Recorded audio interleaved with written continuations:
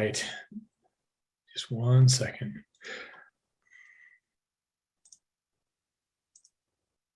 Okay, can you guys see that PowerPoint presentation there? Yes, we can. Okay, great. Great. Well, first of all, thank you everyone for your time on the agenda today. And we'll try to be brief, but also we're here to give you some information and also get any feedback that you might have.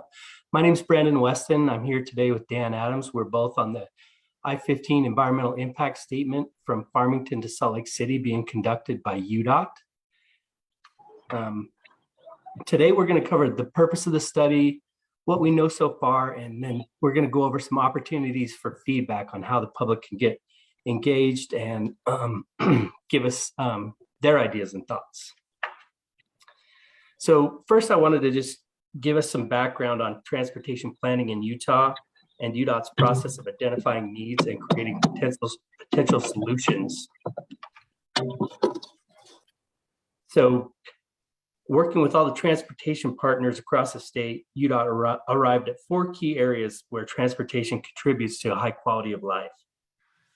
Our transportation system should promote better mobility by keeping Utahns moving regardless of the type of transportation mode they use. Moving people includes not just those in cars, but people walking, biking, riding bicycles, and using public transit. The system should promote good health for individuals and communities. This includes providing different options to get around, so again, such as walking, biking, and also contributing to a better environment overall. We also want a system that connects communities, helping people move between home and destinations that are important to them, like jobs, education, and recreation. And of course, the transportation system should be a backbone to a strong economy. A strong economy facilitating the movement of goods and services. So with that, UDOT's mission is to improve quality of life through transportation. And with this environmental impact statement, we aim to do just that. Using the quality of life framework that I just described as a strong guide for how we make decisions within this document. On the right, this is our study area. It starts in the north at US 89 in Davis County and travels south to 400 South in Salt Lake City. As everyone's aware, I-15 is a primary north-south corridor, not just for Utah, but for the Western United States. But in Utah, it's particularly important with most of the population living along the I-15 corridor. And it provides important access to commercial areas, industrial centers, residential areas, community services, and amenities. So finding the right solutions along this corridor is important to both the function of the corridor, but the communities along it. So for this study, we're going to be governed by the NEPA process, the National Environmental Policy Act. And this graphic is meant to show the multiple steps in that process. Right now, we are in a step called purpose and need and scoping. So of course, we didn't start this study out of the blue. There's been a lot of planning and work that has been done to get us to this point. Environmental fits in a transportation planning process that looks out 20, 30 years into the future to identify needs and potential projects. And then those are prioritized those are prioritized into potential projects, and it begins the environmental process that we're starting now. So following this process, the intent is to move solutions into a preferred alternative and into construction. So at this point in the process, the scoping process, it's important that we engage with the public. We really need input from the public to let us know what their ideas and thoughts are and how they use this corridor, not only on I-15 itself, but getting across I-15 to destinations on the east and west side. So all of this step is to help us identify those needs and come together with a formal statement known as purpose and need statement that will guide the potential solutions. After we have a handle on the needs of the corridor, we'll begin crafting those solutions, and we'll start with a broad set of comments based on a broad set of concepts based on technical needs, and also public feedback. And it's an iterative process. We'll work through that process called screening and engage with you again to share the results of that process, and then begin the preparation of the draft environmental impact statement. So as part of this process, while none of the input that we get from the public constitutes a vote, it's a very important part of the process so we can understand those issues that I brought up before: public perspective, challenges, and recommendations. And again, so should a final alternative be chosen, it will be disclosed in a final FEIS and then moved on into construction. So to touch on what we know so far, like I said, we haven't started this project or this study out of the blue. There's some things we know, obviously, about this area of I-15. And one of the things is aging infrastructure. This section of I-15 is relatively old. The existing pavement on some of the sections of the existing pavement has some sections of asphalt and some sections of concrete. With the concrete pavement on I-15 between Farmington and West Bountiful, it's over 50 years old and is beyond its service life and needs to be replaced. Also in this area, there's 35 bridges, and 9 right now are recommended for full replacement. 1 is recommended for a deck replacement, and 19 are recommended for preservation work by the UDOT structures group. And most of the structures in this section of I-15 are not currently wide enough to widen I-15 if that's one of the concepts that moves forward. Another thing that we've noticed over time is drainage. There's several areas along the freeway that don't drain properly, especially during major storm events. And many of the pipes and culverts need to be replaced and upsized to meet current stormwater requirements. The most obvious need on I-15 that people might notice on a daily basis is travel time. There's delay on this section of I-15, particularly in the morning and the afternoon, and that's projected to get worse. For example, the northbound I-15 is predicted to increase from just 19 minutes in 2019 to 66 minutes in 2050. The southbound is modeled to go from 18 minutes in 2019 to nearly 55 minutes in 2050 if no improvements are made. The increase in travel and the increase in travel time is obviously due to the significant growth that we've seen throughout the state, but also along this area of I-15. There's also interchange needs along the corridor, and interchanges are a big part of creating better connections and improving safety. We'll look at the interchanges in the study area and how they meet current and future needs for all modes of travel. One example of a problem that we've found is the backing onto I-15 from the ramps. When the interchanges aren't built to deal with the travel demand that at the interchange, that traffic has to push back onto I-15, but more importantly, it also pushes onto the local and regional system and begins to affect other modes of travel. Safety is always a big part of these studies. And some of the things we've noticed, given this being an older section of I-15, is lack of shoulders in places. So shoulders are important to get broken down vehicles out of the travel lane, but also to allow emergency access vehicles to get around traffic to get emergency services into the area. There's also a couple areas of pretty sharp curves along in this section of I-15. An example would be the 4th North and 5th West area in Bountiful, and also the 2500 North area in Salt Lake City. So these areas, if you're traveling at full freeway speed, those curves limit your sight distance, and it reduces your reaction time as you come around a curve should there be changes or delay in front of you that you have to slow down for. Another thing that we think we've noticed is limited connections. So UDOT's in the business of moving people, not just cars, and this includes people in the north and southbound direction, but also the east and westbound direction across I-15. It includes connecting people to trails, sidewalks, and transit stops. So as part of doing that better and getting people not just to onto I-15, but across it, we want I-15 to be part of your community, not a barrier to it. So we'll be looking at opportunities to improve connections across the freeway, both at interchanges, but also between them. So when we kicked off the study a little bit ago, we talked with local and state elected officials, as well as a number of community members to understand some of the key issues. We conducted walk audits with some of those groups to look at interchanges closely to look at issues like safety, access, connectivity, walking and biking. As we continue our efforts, we want to base solidly on how the corridor functions now and keep it grounded in work that's already been done and identify needs and develop solutions that will build upon those.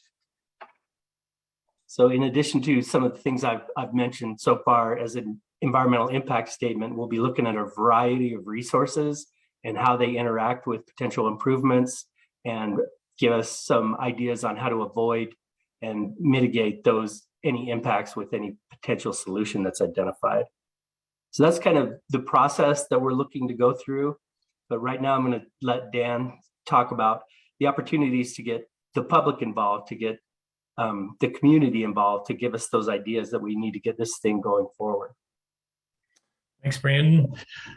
Okay. As we're throughout Brandon earlier had that slide that showed the environmental process and the steps across that. And at the key milestones in this process for the next 2 years, there will be several opportunities for formal public comment. And we're in one of those right now that I'll talk about a little more in a minute. But we really want everybody to know that we do want public input and comment throughout. So I'm going to share some contact information here in a second that we would love any thoughts or ideas throughout this entire environmental study. What Brandon talked about, the stage we're in right now is the purpose and need or scoping phase. And so what I'm going to share here for a couple of slides is what we have for our draft purpose and need statement. And basically what this is utilizing the quality of life framework that Brandon also discussed. And it helps us throughout the environmental study to keep going back to what is our goal? What is that purpose and need for this environmental study? So I'll just read through this real quick. Some of the stuff's already covered, but our purpose for this environmental study is to improve safety, replace aging infrastructure. Brandon talked about, we have some things that are 50 years old in the study, provide better mobility for all modes, and strengthen the state and local economy and better connect communities along I-15 from Farmington to Salt Lake City. So that part about not just cars driving down the corridor, but we really want to know about how people experience I-15, whether they have a business or live or work in or near or around the corridor. We want that feedback about how people experience that and how we can improve it. The project purpose consists of the following items, which are organized by UDOT's quality of life framework. And those categories again are good health, connected communities, strong economy, and better mobility.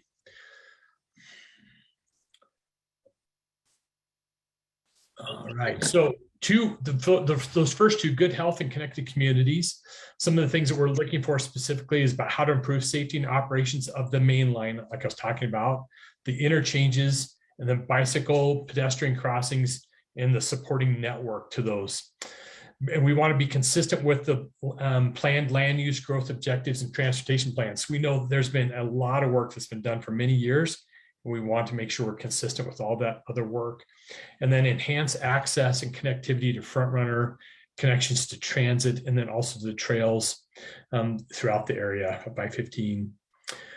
On the other two parts of strong economy and better mobility, we've already talked about replacing that old infrastructure and then enhance the economy by reducing travel delay. And then those same things about improving mobility and operations in the mainline interchanges. Okay, so one last thing about our process, and this is also something we need your feedback on, is we want to make sure that as we go through, we have several levels of screening where we screen out some of the concepts, and then later we screen some of the alternatives. So we want to make sure those things like we're doing right now match up with our purpose and need. And then as we develop those concepts into alternatives, we want to look at the environmental impacts. So sometimes that's confusing, like what does that mean? So what we're really looking for is in the environmental studies, we're looking for impacts to the natural environment. So things like wetlands, parks, and some of those things but we also then are looking for the human impact. So noise, air quality, some of those things that affect us as human beings in the area. So we're looking at both the natural and the human environmental impacts. And then we're also looking at the costs.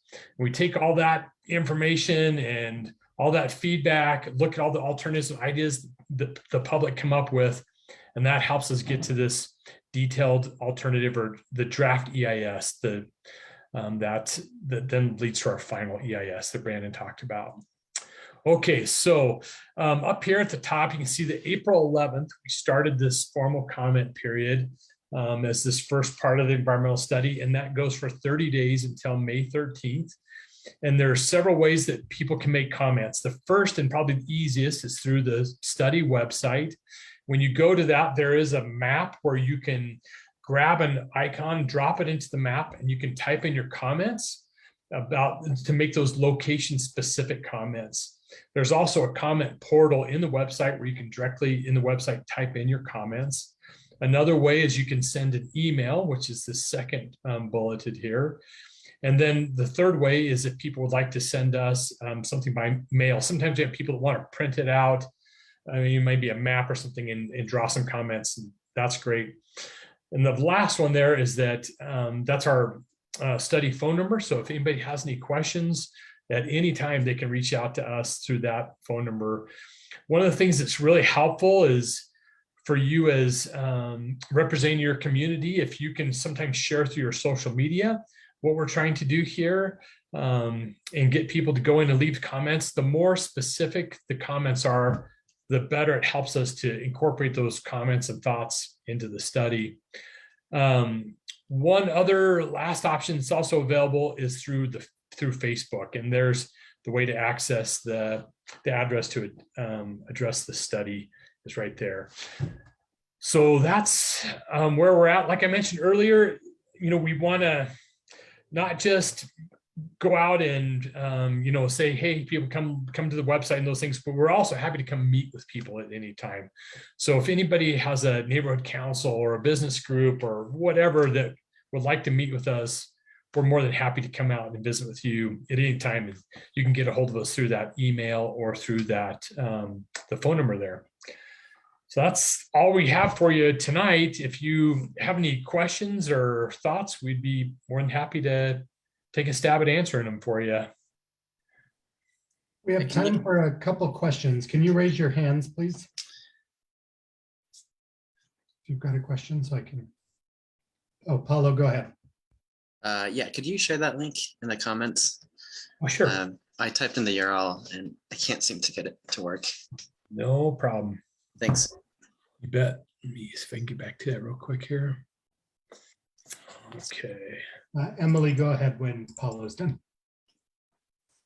Hi. Is that, can you see that there? Is that showing up? The web address and the not showing? Okay, give me one more second here. Yeah, just make sure under the drop down that it's going to everyone. It might be going to a specific person. Okay, I think I see what I'm doing wrong here. Give me one sec. Okay, how about there? Can you see it there? Hearing aids. I'll be able to. Yes, can see it. Okay, great. Well, I can leave that up while we do questions. That'll work just fine. Phone. Sorry. Go ahead and let us know what questions do you have? No, that's good. Thank you so much for the presentation. Yeah, excited to see this, this project coming to life here. I personally work with UDOT like at a professional level, so really want to reiterate that, if we're communicating to the public that the the quality of life, the framework is really, it's something that's really used, and UDOT's really strict about it. So, like just pointing to the community that's like really something. It's not just for shows. It's like really, really well thought out and, helps guides the process. With the NEPA process, I know, we usually draft the purpose and need, but there's usually some sort of idea of what the alternatives could be. And when I look at, the failing of the level of service and on I-15 at that stretch, I'm wondering, just so we can, communicate to people, or like what kind of improvements, are on the table. Would it include widening or maybe express lanes?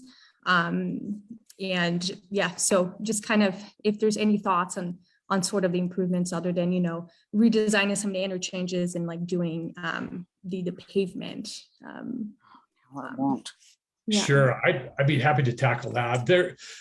That's a really good question. There is these things about Give me that phone number. so there are three kind of things that we do know for sure. We know that we have the road surface that is really old in some places we need to replace. We know that we have some bridges and structures that are old and need to be replaced. And then we know we have this drainage problem that we have to address. So those are kind of like the three that we know for sure. Then there's this other part about capacity. So the thing that's kind of, I love your comment about the quality of life framework, because I totally agree. I've worked with UDOT for a number of years, and my early years of working with UDOT, a lot of times you do something like this, and it was really about moving vehicles through. And that has really changed a lot. Now it's so much more about how do we help people to utilize transportation, whether it's transit or bike or, whatever those different forms of transportation are. And so that part about express lanes or HOV lanes or all those things, they really are wide open. We're wide open to any thoughts or ideas people have. And I think it's going to be a combination of those ideas that you'll see in the alternatives that come up in this environmental study. And it's going to probably maybe change a little bit as you go throughout that corridor. When you have a 16-mile corridor, there's kind of different needs by different areas. Brandon talked about some of those curves that are a little narrower and less safe, but that's not throughout the whole corridor. So I think there'll be some things that'll be kind of unique by area. But the only thing that we really know for sure right now is those three things about infrastructure. Everything else is it truly is wide open to thoughts and ideas. Yeah. Okay, great. Thank you. You bet. Brandon, anything you would add to that or correct what I've Nope. said? No, I agree with all of that. Well, Because I feel like usually what people would ask me is like, are we going to widen? Are we going to add more lanes to I-15 on that stretch? So, but that still sounds like, it could go a number of different ways at this point. I think another really good point to think about as you all think about comments and about sharing this with others is that we're looking out to that 2050 horizon. And so thinking about how you experience it today, but also as our population continues to grow and change, what that will look like in 2050. So that example that Brandon shared of the travel delay, that's not meant to scare or raise alarms or say, oh, we need to put more lanes. It really is to say that times are changing with our increase in population, increases in travel demands. Those things we need to think out to that horizon, because these studies and subsequent projects don't happen every day. So that's where we really want to think out ahead. So as you think about what kind of comments to submit, I'd encourage you to think about, what not only does it look like today, but what you want it to look like in the future.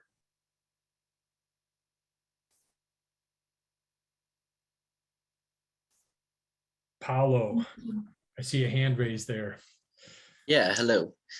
Here, I'll put my hand down.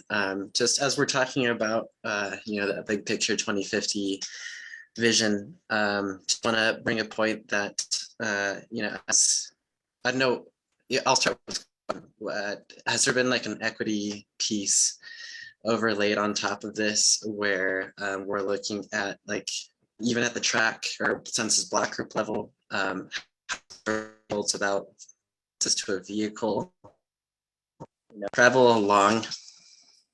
Oh, can you still hear me? I feel like it says my microphone just changed. It's coming in and out, but I think I'm hearing you talking about equity and making okay. Sure. Okay, you can still hear me? Okay, I just got a little notification that said it went off. Yeah, so it's essentially that for communities such as, like ours on the west side, where active transportation for a majority and for most is the primary mode of transportation. We're not relying on cars necessarily to make it up to a Farmington or down to Provo, but where that first and last mile connection, that east and west first mile connection across I-15 to make it on tracks and front runner. I don't know, like, what have you guys heard? What have you guys seen? Maybe in other communities that may have similar, demographics and underlying conditions in that sense.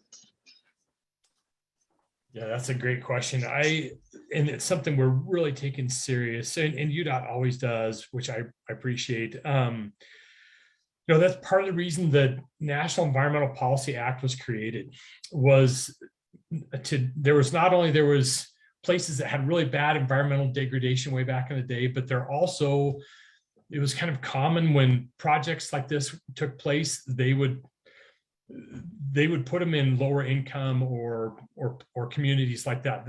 I'm not saying UDOT did, but other places around the country, that kind of thing happened. So that's part of the reason NEPA was created, so that it would make sure that it would look at all aspects of the natural and the human environmental part. So there's in NEPA something they call EJ, or environmental justice, which is that we really look carefully at engaging all communities. You may have noticed some of the slides we shared there about how to reach out. Some of that was also in Spanish. We also have Spanish translators that are working with us. And as we've gone out and met with community leaders, we've learned about a lot of the different neighborhoods and streets and communities that all have different folks there. And that's a real big goal for us, is to make sure we're reaching out to all those communities and working with all of them. One of the things we've started is what we're calling the equity working group. So we've been working with a lot of the kind of community leaders and people within the city and folks that specifically do that kind of work and are experts in that, and getting their guidance and feedback. Yesterday, Brandon and I met with the Salt Lake City Council, and we're able to meet with some of those council members that shared your same sentiment, Paolo, and are great partners with us on helping us try to make sure we're reaching out to all those communities. So if you have any thoughts or ideas on that, we would love it. If there's somebody that you recommend, or a group you recommend, we're all on it Yeah, I do. I think my biggest worry with just like working with just getting the surveys out to people, and it's something that we always encounter, and working with communities where English isn't the majority, it's like the efficacy of the survey, like getting the survey in front of someone who's actually willing to fill it out, even if it's in their language, even if they can read it. So yeah, maybe we can interface after. I'll send you an email and yeah, kind of address this, because that's perfect. Here, what I'll do is I'll drop in the chat my contact info, and then if you want to just coordinate with me and we can get that information, that would be awesome. for sure. That's what I did with one of the city councilmen yesterday. He had the same thoughts like you, and we got connected up today. It was great. So I'll drop that in there. Yeah, and I also think like the change in demographic, like, is everyone going to actually drive a car in the future? I think our transit system is robust. People like, I think with the February free fare, it was pretty apparent that if you eliminate the minimal barrier that is, that $2.50 cost, people are really willing to do that. So it'd be nice to get those east-west connections on I-15, in addition to kind of addressing the project here at hand with freeing up I-15 and just making that better. Great. I'm going to call on Ken. Oh yeah, I was going to say, I see his comment there too. And then after Ken, we're going to move on to our next topic. Okay. Sounds And good. thanks, Dan. I'll just email you, and if you could just send me whatever you have that we could print to post around the campus, that'd be great. Perfect, Ken. That'd be awesome. That'd be great. Thank you. With that, we'll move over to Carrie Kelly, who's here to talk about an air quality project happening in the neighborhood. Hi, Turner. Thanks a lot for inviting me. Let me see if I can share my screen, and if we can. Let me get the right.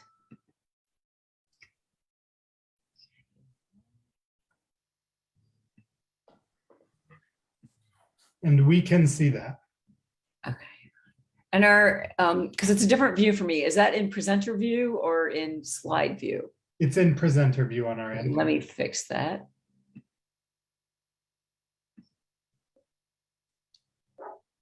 Okay, are we good now? Yep. All right, thank you so much for inviting me. And thanks, Turner. He actually helped me already get started on this.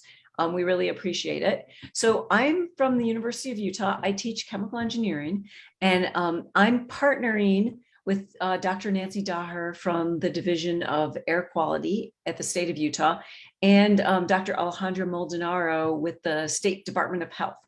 And we're proposing a project to EPA, and we have some other projects that are related, and these projects all focus on air quality and in part on the west side communities of Salt Lake. So we are really interested in some of the things that we are proposing to do, making sure that it is of interest and we're meeting the needs of communities. So as many of us are aware, our valley suffers from a number of key air quality challenges. During the winter, we have elevated levels of particulate matter. And in the summer, we experience high levels of ozone. And while we also, during the summer, experience wildfire and dust events. And this has a number of impacts on our health, our quality of life, and our well-being. There's a number of research studies that have associated incidents of preterm birth, asthma, pneumonia, and premature mortality in this valley with elevated levels of pollution. And studies link poor air quality as the #1 detractor to quality of life here, especially in the more urban areas of Utah. It is a challenge for the state, especially as we look to recruit top talent. And we know over and over again, we see poor air quality on the west side of the Salt Lake Valley. So this little map I'm showing is from an air quality network that we developed with some funding from the National Science Foundation and some help from the state. So we pull data from the state, we pull data from low-cost air quality sensors, we pull some data from Purple Air, we correct it all, we do some rigorous quality control, and we come up with these maps, and we can do this with about a 15-minute time delay. And if you're interested, there's a little link there. You can go and check out the maps. They're not very interesting right now because our air quality is awesome in general, except for yesterday when it was dusty. And I think Friday it's going to be dusty again. But over and over again, we see a very similar pattern. And that is that we have poor air quality as denoted by this yellow area here on the western side of the valley. We also know that we've got fewer sensors out there. We know that we've got more industry, more diesel traffic, we've got gravel operations, we have tailings piles, we have lower median household income and more underrepresented communities. So we also know that the Great Salt Lake is drying in response to climate change. And there was a great study done by Dr. Kevin Perry at the University of Utah. He's looked at the Great Salt Lake and the drying lake bed, and he's identified hotspots where that dust is very erodible. So when you get wind, you're going to get dust from many of these areas. He also identified hotspots of various metals, including lead, for example, and especially in this sort of in the southeast quadrant of the Great Salt Lake, again, closer to the Salt Lake Valley and closer to some of these, the west side of Salt Lake City. Arsenic is another potential element of concern that they're finding in the soil and the sediment of the Great Salt Lake bed. It is also interesting that the prevailing winds in this valley blow from the northwest to the southeast, and then because of the canyon flows, turn around and blow from the southeast to the northwest. So part of this prevailing wind, about half the time, will push this dust into the Great Salt Lake Valley. So all of these areas are, things are areas of concern. So we've also done some modeling of where we get high levels of particulate matter. And one of them is along that sort of where Beck Street comes into passes the gravel pits and the refineries. So we're getting high levels of particulate matter there, especially during dust events. And we're also seeing dust from the Great Salt Lake bed with some of our sensors. So our goal with this EPA opportunity was to support local and community efforts to monitor their own air quality and to promote better air quality. And the community involvement was key, and we appreciate the letter that we got. And if we're funded, we're probably going to be coming back to your community to talk about where we might be interested in monitoring. We might have people interested in hosting sensors for us. We are interested in focusing on both dust and particulate matter, and there are very few measurements of dust in our valley because it traditionally has not been as big of a concern as the finer levels of particulate matter like we get in the winter. And then our goal is to listen and develop partnerships. And then, again, we're interested in where people might want to place monitors. This funding was only could be used for monitoring, but we're interested in providing potentially incentives for people to host monitors. And then we can also work on developing educational materials, and then what people might do in the event of poor air quality, what are good strategic actions to take, and then potentially recruiting people to serve on the advisory committee. And then I wanted to thank that our project started with a variety of funding from the National Science Foundation and local foundations and local community members and partners, and we are grateful to that for them. And again, we're hoping to come back and have an opportunity to work more closely with communities. And then this is a picture of my research group and some of the students that help us on the project. So with that, I'll post my email in the chat if anyone wants to reach out to me, and I'm very happy to take questions or to have a sidebar conversation with someone. So thank you, everybody. Thank you. Any questions? If you'd raise your hand. Paulo, go ahead. Yeah, what are the logistics of measuring air in it, like a community like ours? Is it down to the individual, or kind of like what? Help me understand what that looks like. Okay, so let me make sure that I understand your question. So you mean what would it entail for somebody to host an air quality sensor, or what is it that we're measuring? Oh, I guess yeah. So would a person host a sensor at their house? Yeah, so a person could host a sensor at a house. We've also had like fire stations and health departments host sensors. So, okay. So in order to host a sensor, we would need a good outdoor location with a strong Wi-Fi signal. So you really need at least 2 bars of Wi-Fi coverage, and we need power. So those are the 2 things. We want to put it in a place that's sort of representative of air that we breathe. So you want to avoid putting it like, you would like to put it at breathing height or above. You don't want to put it real low because you could just get sort of entrained dust from people walking around. You don't want to put it right next to like a dryer outlet or cooking exhaust, or potentially right next to a grill. Or if you've got a porch where like everybody smokes, that wouldn't necessarily be representative of community air quality. So we wouldn't want to put it there. And how many sensors do you anticipate you need to get like good data? Yeah, so we're hoping to put about 40 sensors out in the West Side communities to fill in these gaps. And of those sensors, so there'll be like 30 sensors that are just PM 2.5, the finer particulate matter. And then there would be 10 of those sensors that measure the fine and the coarse. It turns out that the bare sensor that we need to measure that dust is quite a bit more expensive. So we can't afford to do, we have to limit the numbers that we can put of those. However, we have a way to kind of ratio the sensors to be able to do them both. Thank you. And then I see there's some people in the chat, and I'm keeping a list of people who have volunteered. So I'll, if somebody emails me or if they put their name, if they just want to chat to me, they put their name in their email, I will put them on the list as somebody who's interested in hosting a sensor. And if funded, we're going to reach out to people. And then if we don't pick you, it's not a personal thing. We're just trying to get a good geographic distribution of sensors. So if we didn't pick you, it wasn't because It wasn't because we didn't like you. It was just because we needed a sensor in a certain location. But great questions, and thank you. Any other questions? All right.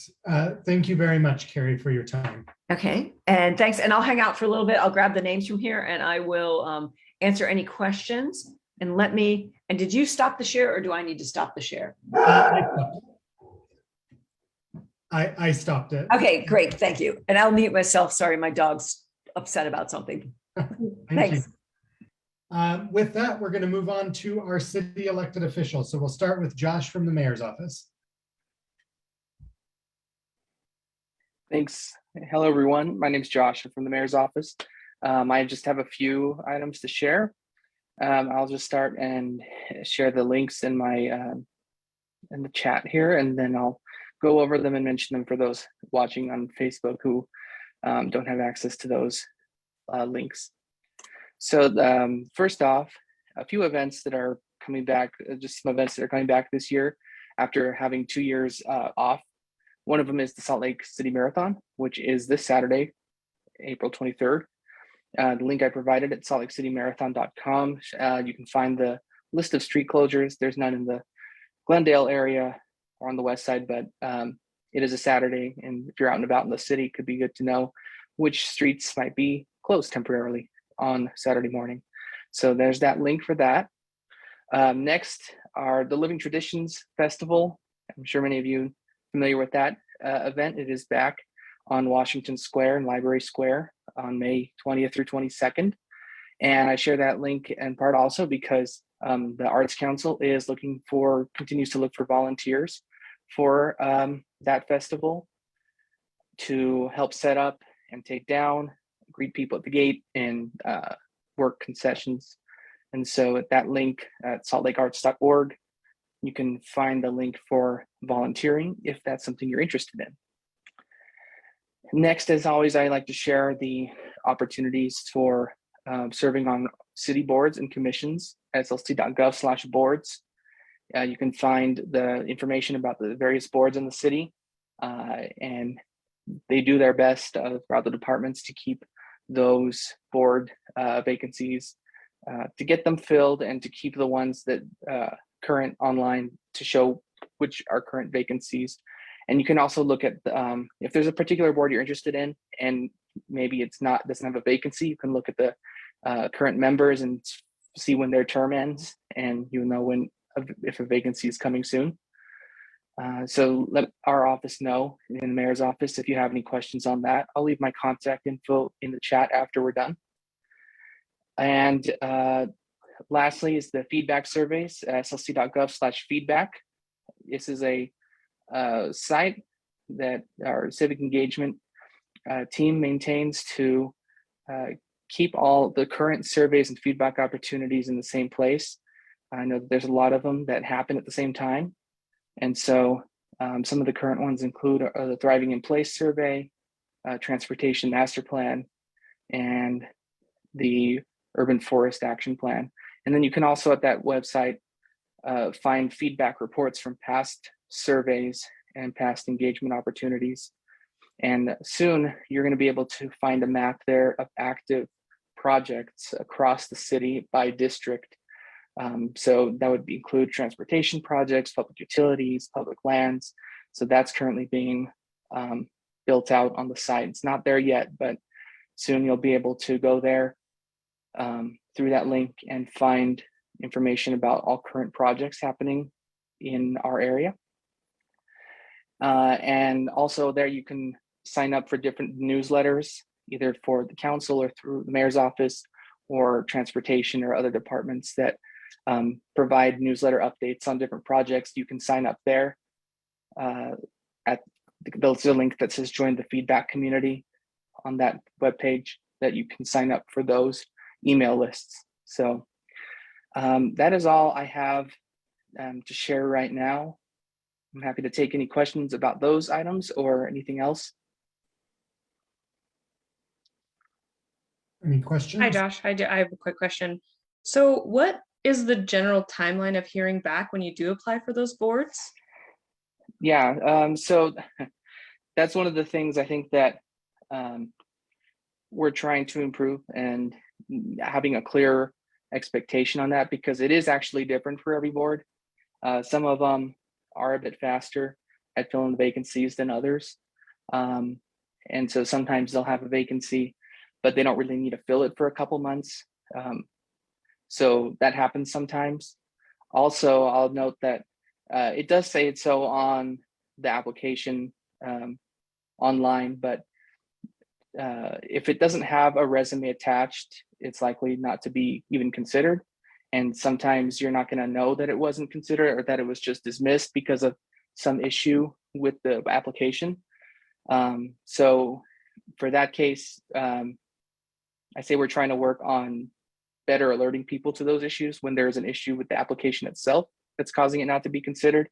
But in the meantime, if it's something that you've applied for a while ago, just feel free to reach out to us in the mayor's office. We can always take a look at, it's pretty easy, just take a look and see if the application's in, and if there's any issues with it, or if it's still just being considered. Thanks.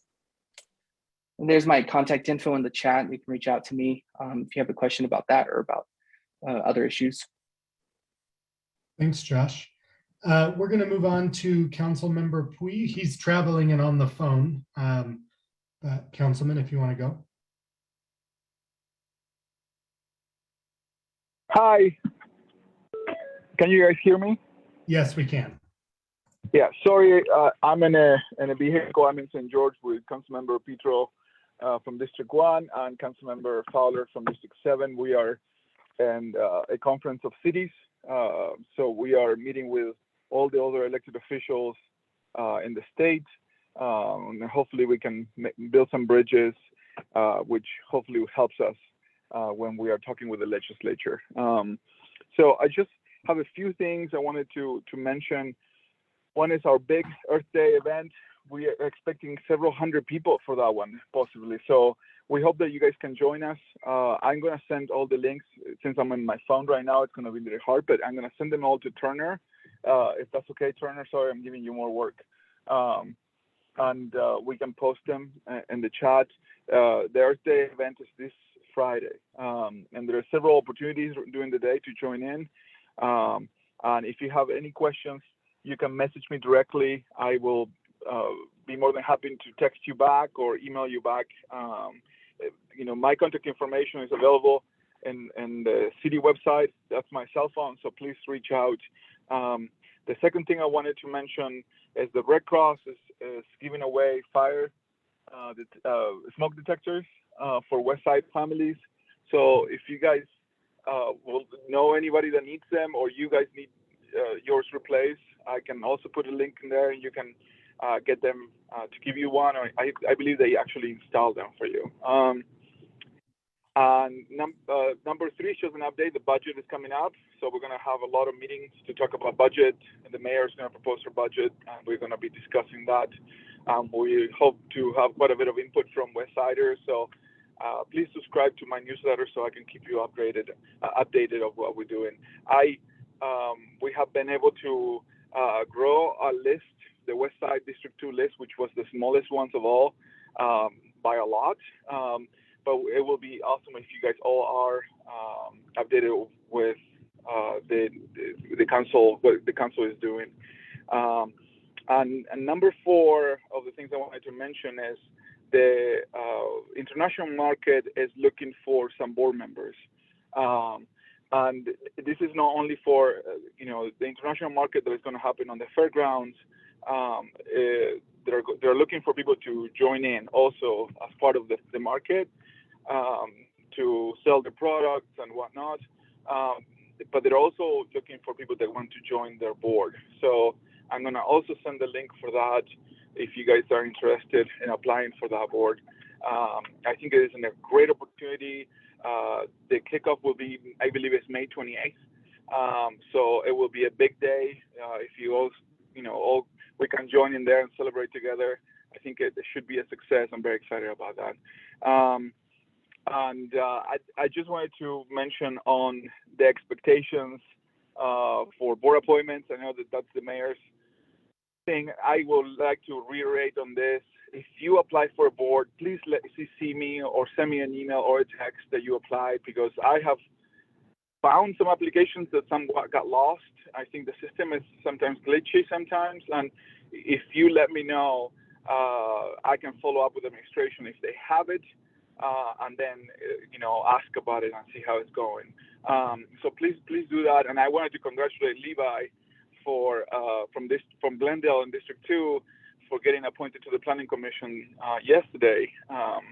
So the Planning Commission, the District 2 seat on the Planning Commission was empty for a very long time, and Levi decided to submit his application. So I'm very happy and very excited to have a strong voice there for District 2. So that's all updates I have. And if you have any questions right now for me, let me know. I would love to try to answer them. Doesn't look like it.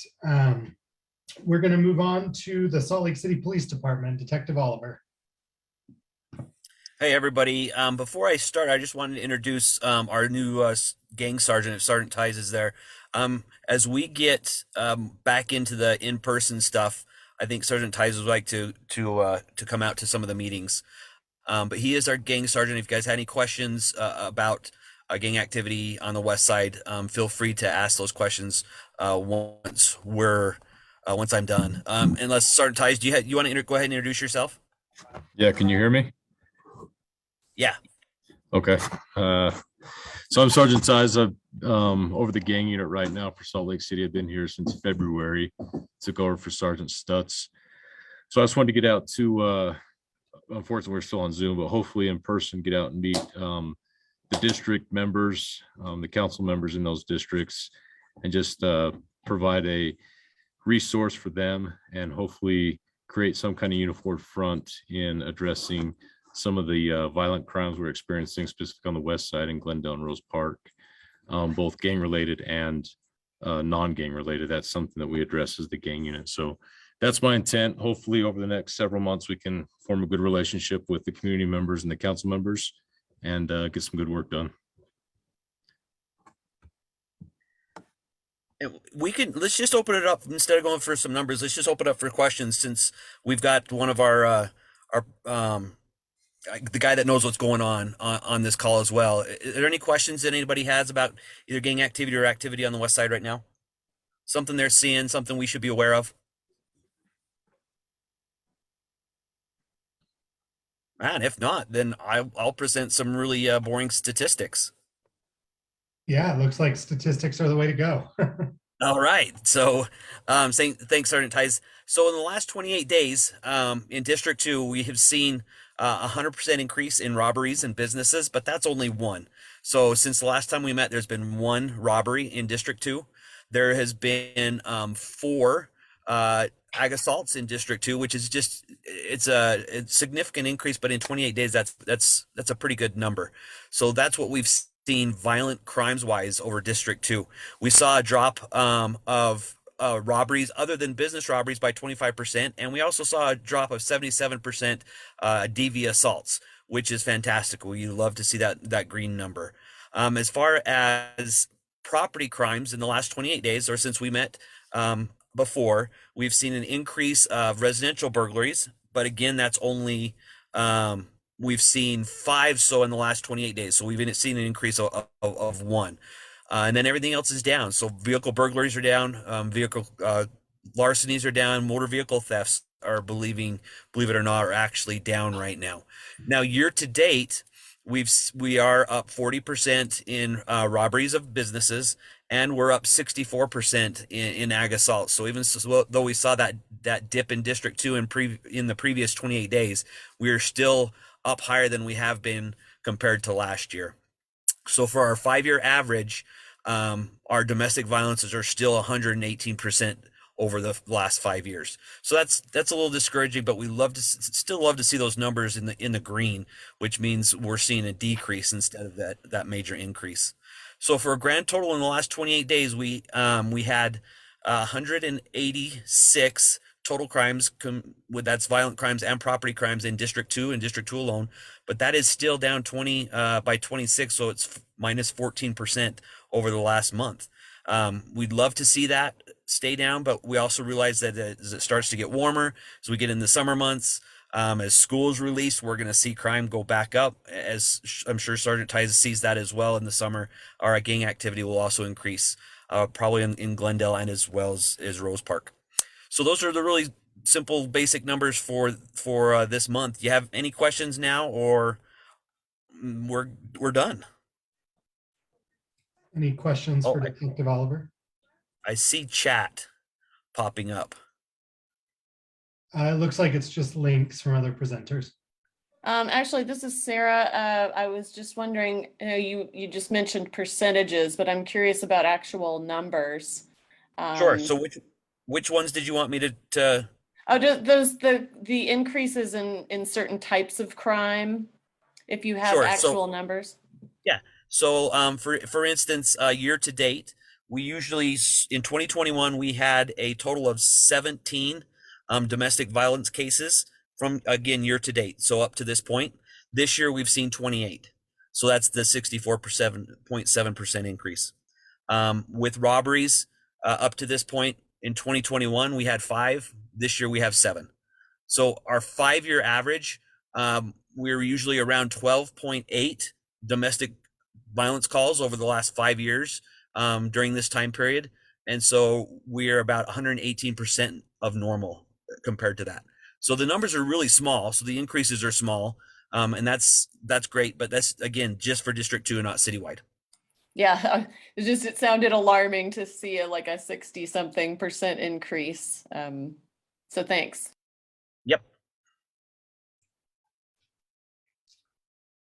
Paulo, do you want to ask your question? Sure, and I came up with another one too, but just curious what the active gang rate is compared to other cities in the valley. I don't know if that data is, just comparable like that. But do you have that, Sergeant Tice, that you can? Yeah, so I don't have any empirical numbers to provide to compare it, but working with, so there's only 3 gang units in the entire state of Utah. So Ogden houses 1, that's a Weber Metro gang unit. Salt Lake City houses its own gang unit, and then the rest of Salt Lake Valley houses 1 through UPD. It's called Metro Gangs. And so we're probably the most active in the state. We're probably comparable to West Valley as far as our gang activity rates go. I don't have, like I said, I don't have any empirical numbers for you to back that up, but working with the Metro guys, I would say that, yeah, we're leading the way, unfortunately, in the state, right alongside West Valley. yeah, that's okay. What are the day-to-day operations of a gang unit? Like what does that entail, and what sort of work does that mean? Is it more presence in the community, or like what does that look like? Yes, so the dynamics of our unit has changed recently, just due to staffing levels, where just like the rest of the department, we're suffering from low numbers. So right now, the gang unit just runs suppression efforts. And so that consists of going out during the evening and nighttime hours, tracking the documented gang members we have living in the city, tracking their activities, both in person through traffic stops, surveillance, and also through online monitoring, social media sites. So our intent is to build cases against them and ultimately serve, search warrants or arrest warrants to get them into custody and to seize guns is our primary focus. Got it. Thanks. And so just to note, I think for this year, we are at 16 gun seizures from our gang members. Thank you. I'm going to move us on to the fire department.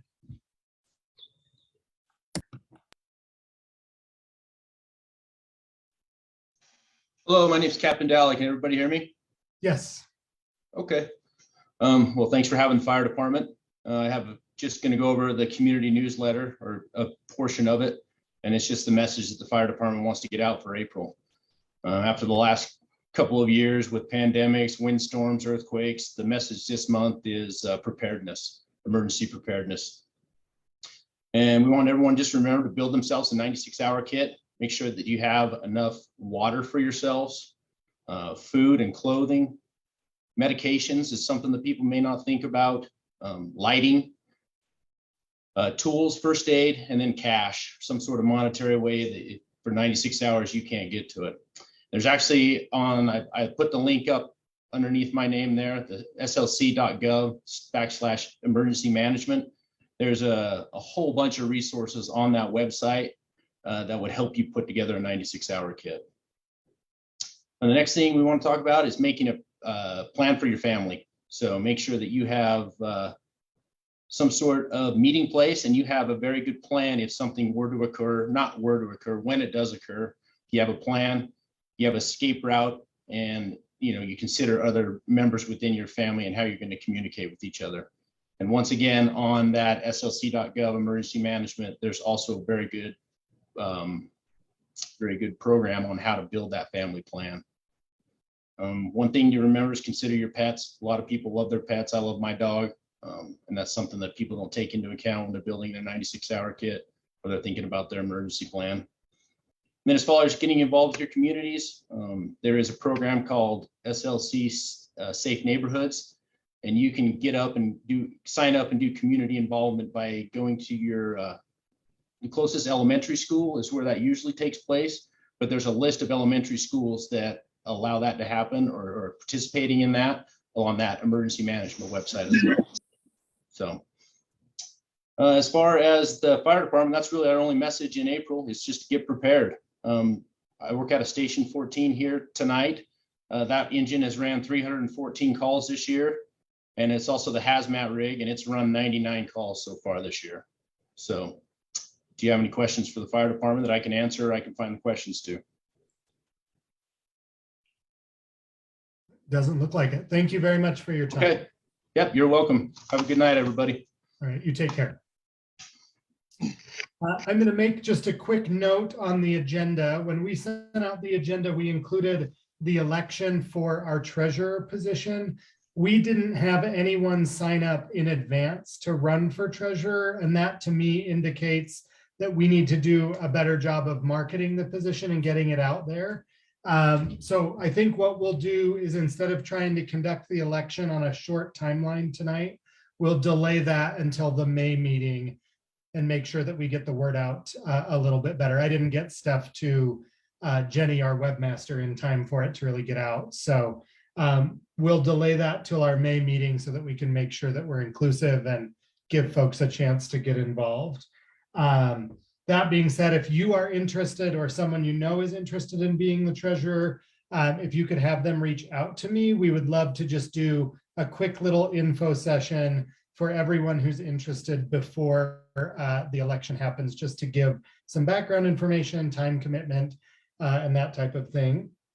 So for the final portion of our agenda tonight, we have invited our 3 state-level elected officials to report back on the legislative session that ended in March. So tonight we have Senator Derek Kitchen, Senator Luz Escamilla, and Representative Angela Romero. For the next 45 minutes, we're kind of just giving you guys the floor and letting you all kind of talk about your experience during the session and answer any questions. So with that, I'll kind of turn it over and let you decide how to use the time.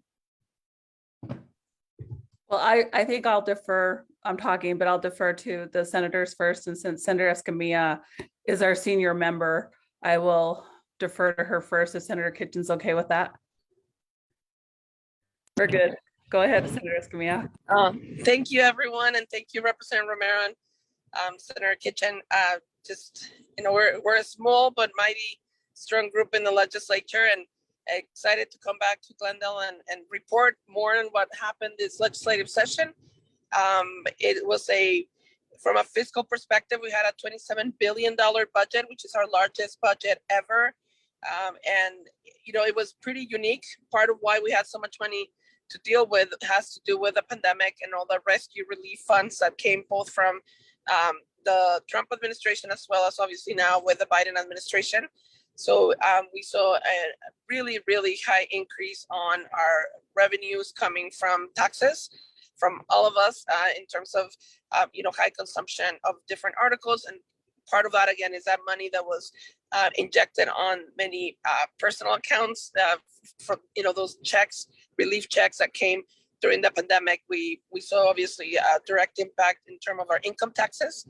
And since for the first time, our income tax doesn't go anymore 100% to our education system, since that change on the constitutional change that happened in 2020, now we can spend that money somewhere else, which did happen this legislative session. So I encourage people to keep an eye on how those funds are being allocated, because we no longer have that, mandate at the Constitution that says that it's only for education.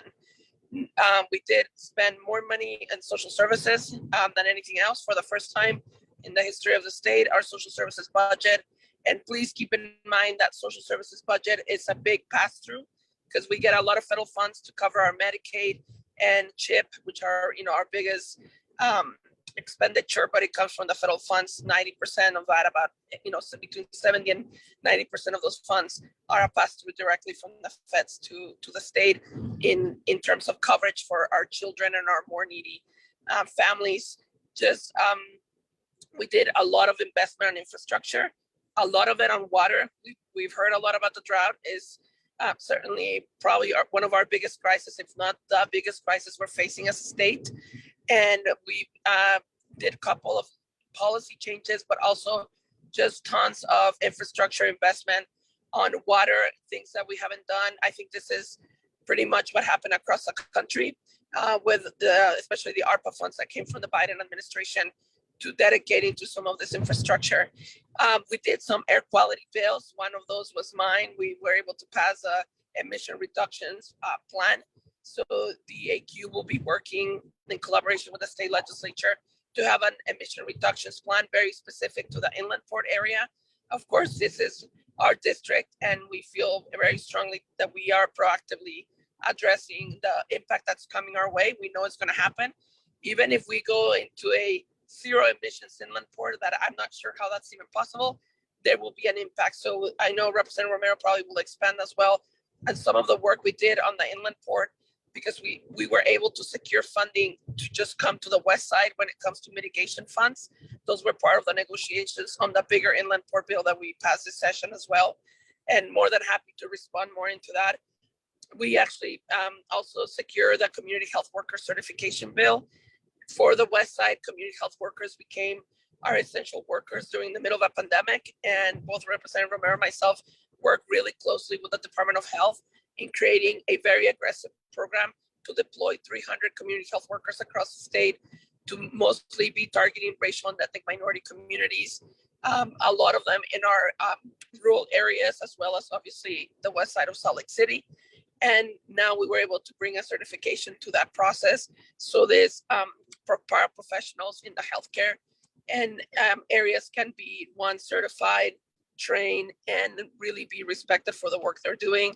So I just want to thank everyone that participated in that process. It was a very community grassroots process, and very proud of that bill that I passed. More onto the food security component. I've been working for the last couple of years on food security.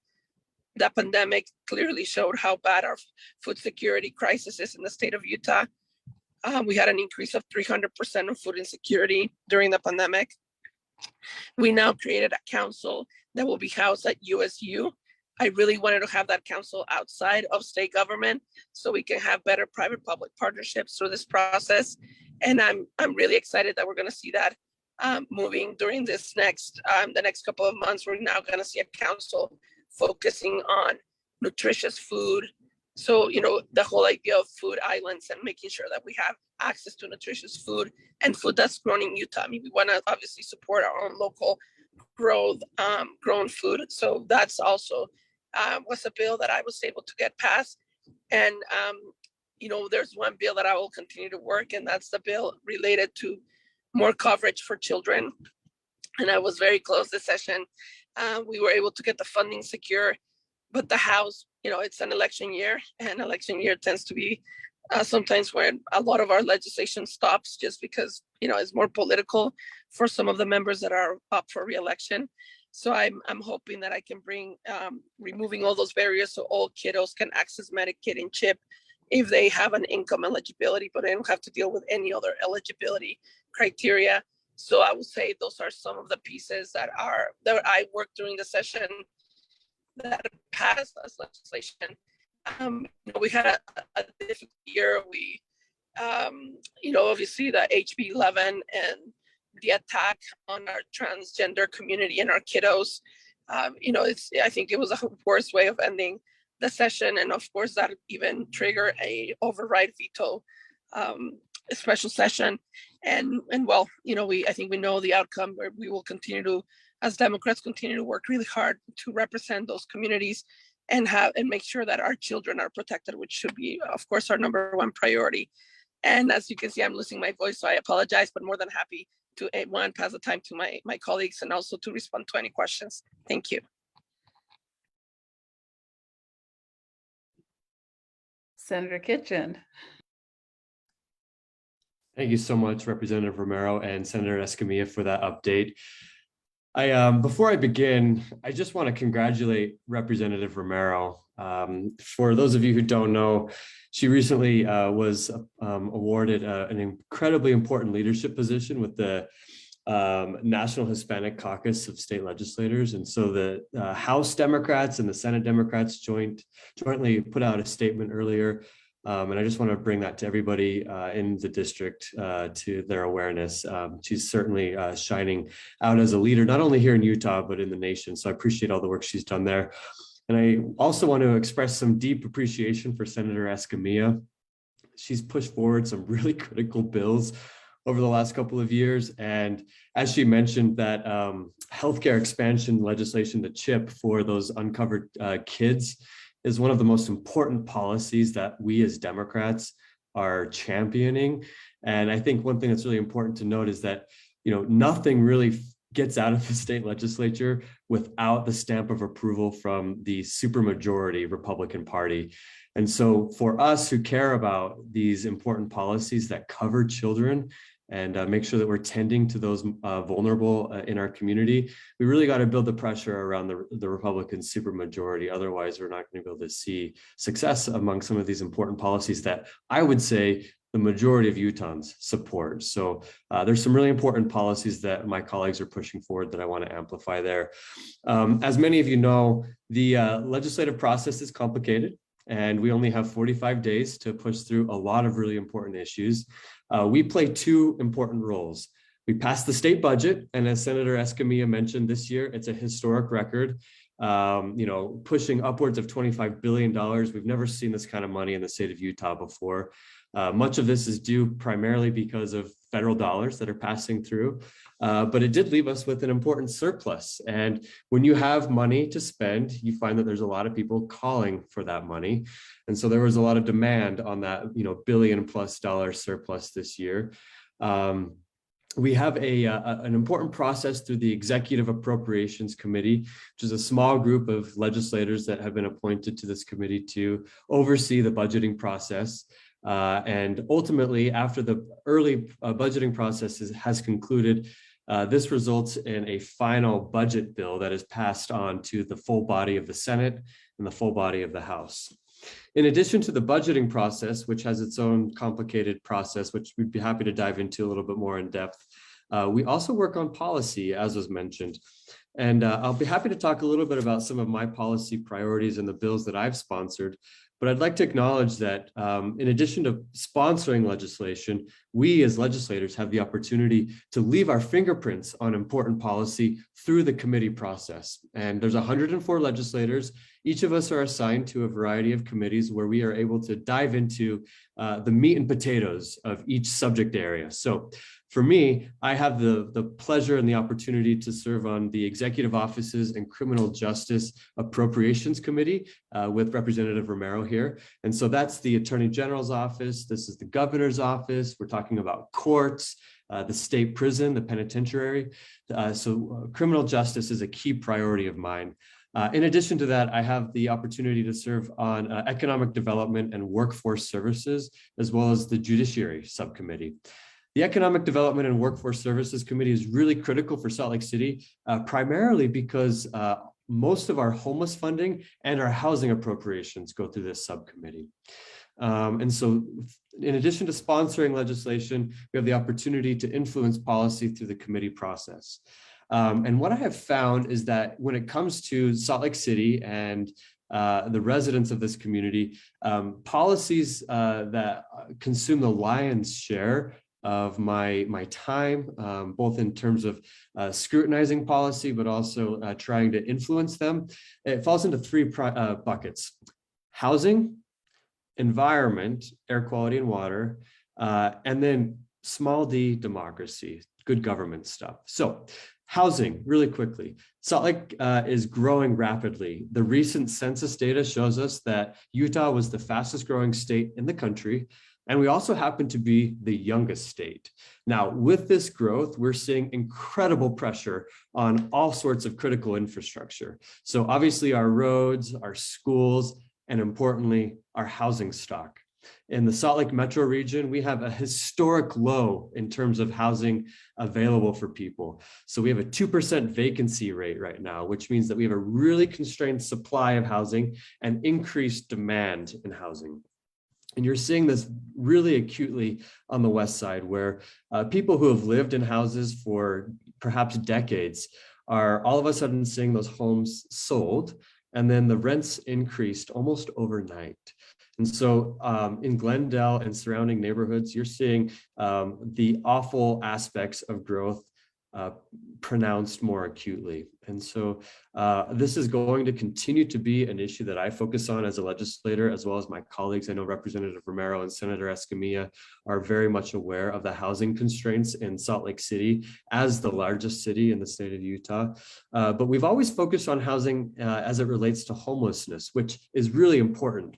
But in addition to that, we're starting to see that it's starting to impact people at the middle income as well. And so, homes that used to rent for, $1,100 or $1,200 a month are now reaching into $2,200, $2,300, $2,500 a month. And it's completely inaccessible to so many of us. We're being pushed out.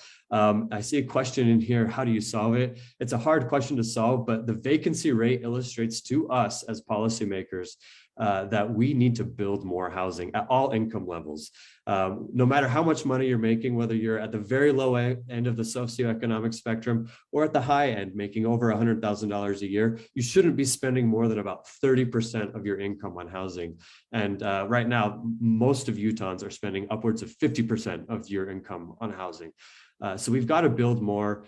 We've got to focus on, and there's a link here from Sarah on home prices. I encourage you to take a look at that. I'll drop a few links in here as well. But ultimately, we need to be making sure that we're developing housing and allowing people to have access to home ownership, because as our community grows, we want to make sure that people who live here are sharing in the wealth creation that's occurring. So housing is going to continue to consume the lion's share of my policy objectives. Environment is the second priority that I mentioned. As I said, Utah is growing really fast. We're already a high desert, so we're experiencing the most significant drought that we've seen in over 1,000 years. So with our high growth rate, we're already putting pressure on our housing stock, but also water. With us being a high desert, we need to make sure that we're moving more toward policies and consumption behaviors that facilitate the kind of growth that we're naturally experiencing. This is going to continue to be an issue at the forefront of all of our minds, especially as we grow and in the coming decades. So water, and then saving the Great Salt Lake. There's no one silver bullet to save the Great Salt Lake, but it certainly is a priority for Republicans and Democrats alike, because if we lose the Great Salt Lake, it is going to have really significant negative consequences for our quality of life along the Wasatch Front. Obviously, when it comes to water, which I already mentioned, but also air quality, there's all kinds of naturally occurring magnesium and arsenic. Obviously, salt is at the bed of the Great Salt Lake. If that lake dries up, it is not only going to have negative implications for our air quality, but it's going to shorten our winters, which we rely on for our snowpack and therefore our water. but also our economy. We have a pretty significant wintertime economy. If we don't have a winter, our economy is also on the line here. So there's a real problem to be addressed when it comes to the Great Salt Lake. Finally, the third bucket that I'd like to quickly address is small d democracy. What you're seeing in the Republican supermajority these days is voter initiatives, if not overturned, significantly modified beyond the point of what the voters intended. We saw this obviously with Medicaid a couple of years ago. We've seen this to some degree with cannabis. We see it year over year when it comes to education funding. And more recently in November, we saw this pretty directly as it relates to independent redistricting. Utah voters passed Proposition 4, which called for independent redistricting. And so what was created out of that was an independent commission made up of Republicans and Democrats alike, and they ended up producing 3 maps that were proposed to the legislature. Unfortunately, the Republican supermajority refused to even vote on those maps. They didn't even bring it up for a vote. Instead, at the 11th hour, they pulled out of their back pocket these maps that had been drawn in secret that none of us had seen in advance and forced it through. It's bad process and it's bad policy, and it's the worst of the worst when it comes to one-party control. You see this exact example happen again at the last day of the legislative session when House Bill 11 was introduced. And we've spent months working with Equality Utah, Republican stakeholders and others to work on a compromise when it comes to transgender girls in sports. Now, nobody was really happy with the direction of things, but it was certainly on a path of compromise. At the 11th hour, at the literal 11th hour of the legislative session, the Republican supermajority pulled out a new bill, 4 pages of new text that none of us had seen, and they wouldn't even let the Democrats in the Senate read the bill before they forced a vote. So we couldn't even read the new text of the language before they forced a vote on the bill, and it passed. Now, as Senator Escamilla mentioned, we're really grateful that Governor Cox vetoed that legislation, but the legislature pulled itself into special session to override that veto. It's a bad policy, and it targets some of the most vulnerable people among us. And I think that this is a clear example of abuse of power in the Utah legislature, which is nothing new to many of you, but it's important to acknowledge that things aren't getting better. And we have a 2-party system in the state of Utah. It's important that we have more balance in our government, and we need to be focused on electing more Democrats statewide to bring more balance into our government. So I'll drop my information in the chat box here, as well as a link to some of my policies that I worked on. I will acknowledge really quickly that I ran a bill that would have replaced the gerrymandered maps with one of the maps that were drawn by the Independent Redistricting Commission. I was unable to get that one out of committee, unfortunately. I've been working for 3 years on my family planning waiver. And for those of you who don't know, this would expand Medicaid and contraceptive services to people who fall below 250% of the federal poverty level in the state of Utah. This is critical policy. We are expecting some decision from the Supreme Court, probably in June, on Roe versus Wade. If we're going to overturn a woman's right to choose when it comes to abortion, the state of Utah certainly needs to step up to the plate when it comes to providing healthcare for women in the state of Utah. I will keep the pressure up on this matter. And then I ran 2 appropriation requests related to housing, which I think are really important, as well as a number of other pieces of legislation that were driven primarily by my constituents in Senate District 9. So I will leave my information in the chat box. I'd love to hear from all of you. And also I'll be around for a little bit to respond to questions. And I won't repeat anything that Senator Escamilla or Senator Kitchen has talked about. Again, we're very small, but we all work as a team. And our goal is to make sure that we're representing your voice up there. Senator Kitchen did mention I was elected to the president-elect of the National Hispanic Caucus of State Legislators. And so I serve as president-elect for 2 years, and then I'm president of the organization for another 2 years. And part of that appointment is having a voice at a national level. So 3 weeks ago, I was in Washington, D.C. For meetings, and I had the pleasure of meeting with Vice President Kamala Harris. And I was one of 12 people that was selected to meet with her. And we were talking about the Build Back Better plan, which they're not calling that anymore. And so we just raised our concerns about infrastructure and the funding that we still need when it comes to housing, when it comes to supporting our families, when it comes to all the things that we need here in Utah. So I'm working alongside with some of my colleagues from across the country and working with our congressional members to get some of that passed. One thing that I'll highlight that hasn't been talked about is my Murdered and Missing Indigenous Women Task Force. I asked for $130,000 in funding this year, and that was awarded to us. Had the support of all our colleagues. And so now we're putting that out for an RFP, and we're working with some organizations that are Native, that do research on Native American communities. And I hope we get that award out here within the next month, and so that they can work with me and my fellow task force members to address this epidemic that we have here in the state of Utah and across the country. I was also able to pass legislation on protective orders and stalking injunctions. So if you have a pet, if you have a furry baby, and you're in a domestic violence situation, you can now include that pet in your injunction or your stalking injunction or your protective order when you're trying to leave a domestic violence situation. As you heard from law enforcement earlier today, we've seen since COVID happened, domestic violence increase, and we've seen that kind of skyrocket.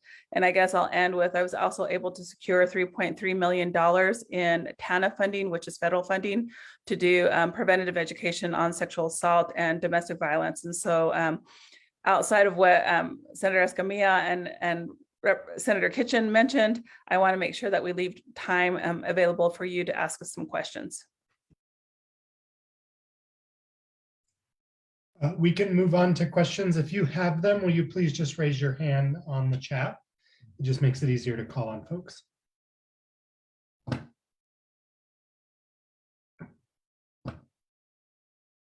I'm not seeing any. If you have a question, now is your chance. We'll wrap up early if there are not any questions. Turner, I just wanted to reiterate very quickly something I just posted. I just wanted to thank Senator Escamilla and Representative Romero for their work and getting things done. I mean, the amount of work that they put together there to build bridges and to get things done is very impressive, and it really makes a difference in our community. It is not only about complaining about the makeup of the legislature, but it's about getting things done. And this is what our community needs. So thank you so much. Are there any questions? All right. It doesn't look like there are any. Well, that was a first, but I really want to emphasize the work we put into the community health worker program. And, that happened the session before the session. Senator Escamilla and I partnered up with Jerry Stevenson in the Republican side in the Senate, and Mike Schultz, who's the majority leader in the House, and they were able to secure that funding for that program. And we've just seen that program blossom. And with Senator Escamilla getting that funded, it's been an amazing opportunity for our communities. And so we hope to continue to use those community health workers, because they not only connected people to vaccine clinics, they also connected people to the food bank, they connected people to housing, and people in our communities who are trusting them, because a lot of times, especially in our neighborhoods, that their schedules are very different. Not all of us have the privilege of being here at a community council meeting because people are working in our community. So we wanted to make sure when we worked with the community health worker program, we were accommodating the community's needs. And so I really feel like that was, although it wasn't a lot of funding, it was a huge victory for our neighborhoods. So I just wanted to point that out. Thank you. Well, I'm going to do a last call for questions. If nobody has them, we're going to wrap the meeting up early tonight. Right, Stephanie, go ahead. Yes, I do have a question. Thanks all three of you for all your hard work. Senator Kitchen, you mentioned the redistricting and that you had a bill and it didn't make it through to, adopt one of the maps from the independent commission. So since that didn't go through, I was wondering if there's any update. Is it just kind of going to go through with the maps that, from my understanding, we still don't know who made them. Yeah, just an update on where we're at now and what's next. Yeah, I appreciate the question, and perhaps my colleagues could also respond afterward as well. I did run that legislation. I will continue to keep the pressure up on this matter. I think what they did was wrong, considering the fact that the people of Utah voted for independent redistricting commission. We are operating during the 2022 election cycle under the new maps that were adopted. That said, there is currently a pending lawsuit sponsored by Better Boundaries and let's see, Mormon Women for Ethical Government and others. And so that is pending before the courts as we speak. But concurrently, we are moving forward as though the gerrymandered maps are the law of the land, so to speak. So pay attention to that lawsuit. The Tribune, the Desert News, and others have reported on this. And so continue to keep your eyes on that matter. But assuming that that doesn't go anywhere, we're operating underneath the gerrymandered maps. And so that means we have the next 10 years to focus on bringing a little bit more balance into the legislature so that when we do redistricting once again in a decade, perhaps we have some more sway, some more weight to throw around when it comes to negotiating. Because right now the Democrats are in the super minority position. And so we don't have a lot of authority to throw around. I would say we don't have authority when it comes to redistricting. Stephanie, our district in particular in Glendale has changed. Only 40% of our district is the same. And so my district, which is now going to be District 25, is 60% West Valley. So it'll be really interesting to see the demographic breakdown of our district when it comes to communities of color, just due to the fact that I only have the west side now, Salt Lake City, and parts of West Valley. And so my goal, and a thing we didn't talk about right now, is voting laws and all the infrastructure we have here in Utah when it comes to vote by mail and all the different things we've been able to do as a legislature, bipartisan, by the way. So Turner, a good person to come talk about that would be Rebecca Chavez-Hauk, to talk about how and why we need to protect our voting laws and some of the voting laws we have so they're not repealed. We were able to, in a bipartisan effort, kill a lot of the crazy bills that came before us this session on trying to restrict people's voting access to vote by mail and a variety of voting laws. And so that's something that we need to maintain. But what's really important now is that people vote. And I don't care what political party people vote. Well, I do. But we need to preserve that county clerk seat in the Salt Lake County clerk seat, because the person who's running against that's Republican who's running, I'm really afraid of what that person would or could do with some of our voting, just restricting how we vote and everything. So this election is really important. When we were up there this session, many of us got threatened by a group called We the People. And they followed some of us around. They sent us threatening emails. We had higher rates of reporting to the highway patrol. So we will continue to be your voice up there. We will continue to be the voice of reason. And that's why it's so important that people get involved and exercise their right to vote, because there's so many people that live with us and in our community right now. And my son grew up with them in the neighborhood that can't vote because of their status. And if they could vote, they would. And so it is up to us to make sure that we're not only voting for ourselves, but the families that live next to us that are our neighbors, to make sure that we find more balance. So even though we might not be able to control that super majority, we can control who goes to the county council if the people in our district vote, because we have low voter turnout rate in our neighborhoods. So my whole focus this election cycle is to knock on as many doors as I can to encourage people to vote, because we can't have them steal that right from us. And I'm afraid that could happen with some of the crazy, as I call it, and I will call it crazy. I know I'm being recorded. This is going to be on Facebook. That's pushing our colleagues on the other side. Yep. And if I could just add into the conversation, the lawsuit, and just to be clear, I think the threshold of lawsuit of what you need in order to meet those lawsuit thresholds have been defined in different courts, whether they're district courts and Supreme Court, in terms of communities of common interest and so forth. I think our congressional map that passed that we all voted against was very clear in violation of a lot of those issues. And I think that's where we hope to see the lawsuit have enough teeth to move forward. As explained, I don't believe the Senate or the House maps meet some of that criteria in terms of just the population itself. You know, and per Representative Romero's response with regards to how our districts look very different, they do. And we have now a very large portion of, for example, and right now, current state senator Todd Weiler moving into the avenues and Capitol Hill, like massively coming in. You know, so when the vast majority of his district before was Bountiful and, you know, that those parts of Davis County. So some changes, I can't speak for the House, but definitely I'm sure Senator Kitchen and myself can, you know, expand on the Senate side. But the reality is this, I mean, we are only 6 Democrats. That hurts a lot. I mean, just logistically and from a pragmatic process, it makes it really hard to move good public policy. And we have to have a buy-in, and, you know, us getting the buy-in from the majority takes a lot.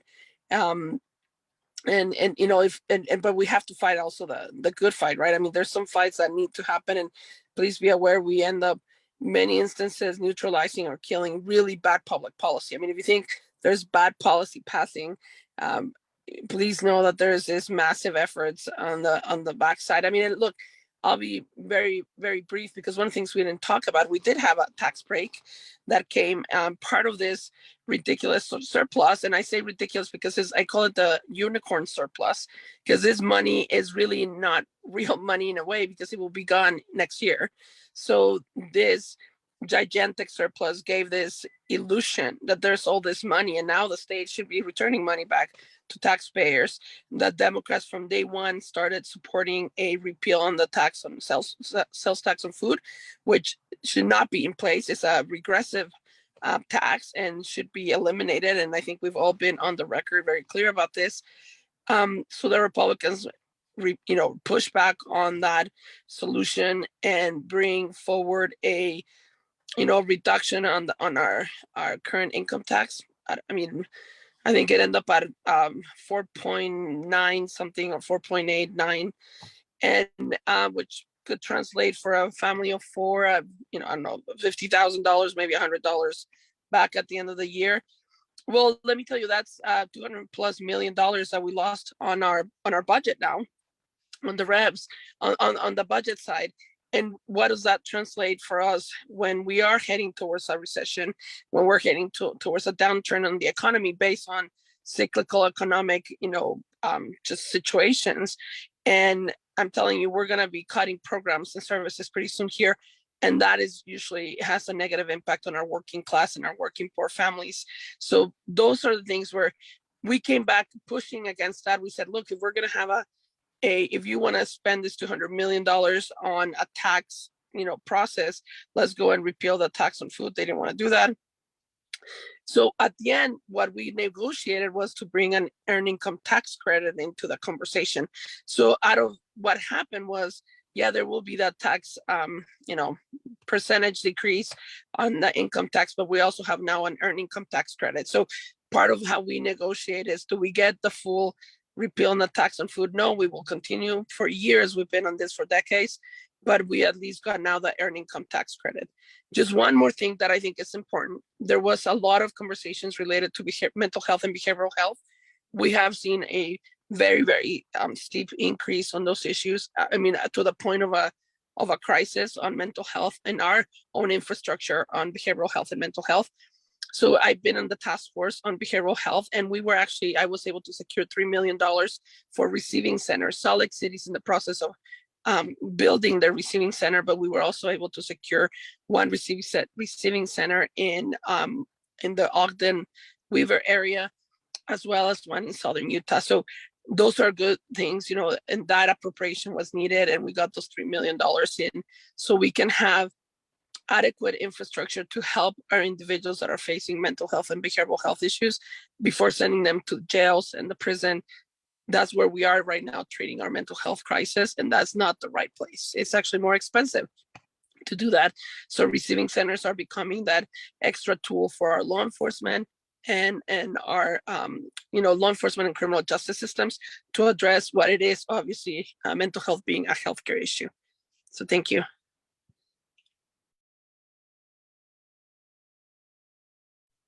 Is there any final question? I think we have time for one more.